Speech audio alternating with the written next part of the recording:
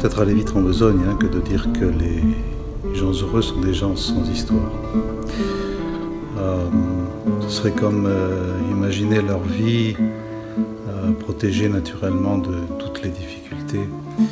Je crois que le propre des gens heureux, c'est de ne pas faire valoir leur souffrance dans une société où le drame est considéré souvent comme l'élévation supérieure.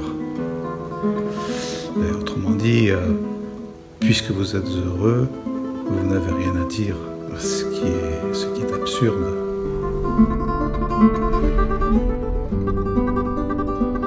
Les personnages de ce livre ont des trajectoires de vie qui leur imposent de multiples séparations.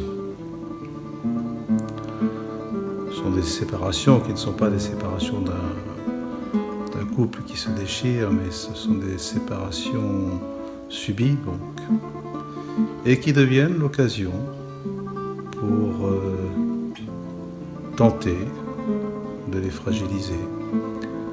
Des séparations qui permettent finalement, on ne sait pas pourquoi, de les attaquer sur leur bonheur.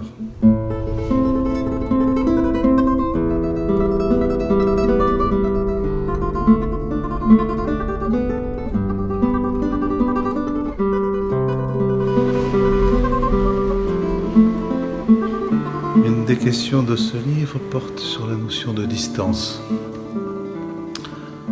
Je parlerai même de distance au pluriel. Distance géographique, distance temporelle, professionnelle, et plus largement la notion d'altérité, la distance qu'il y a entre deux êtres. Est-ce que cette distance est une réalité, une apparence ? Est-ce un obstacle, un mirage ? Comment faut-il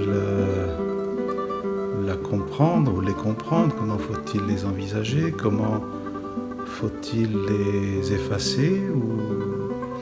Ou bien ces distances n'existent pas réellement et que la distance est ailleurs?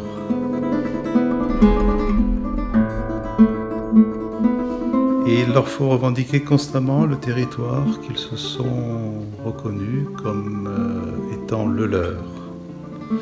Et dans le fond, être hors d'atteinte, c'est aller au-delà des difficultés et de l'amertume.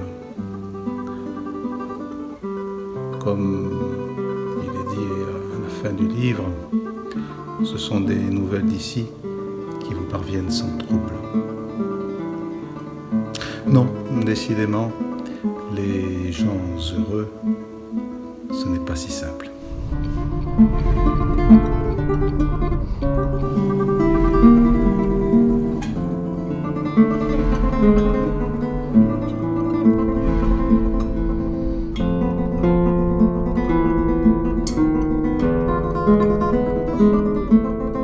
Les personnages de cette histoire puisent leur réalité dans la vie et dans l'imaginaire.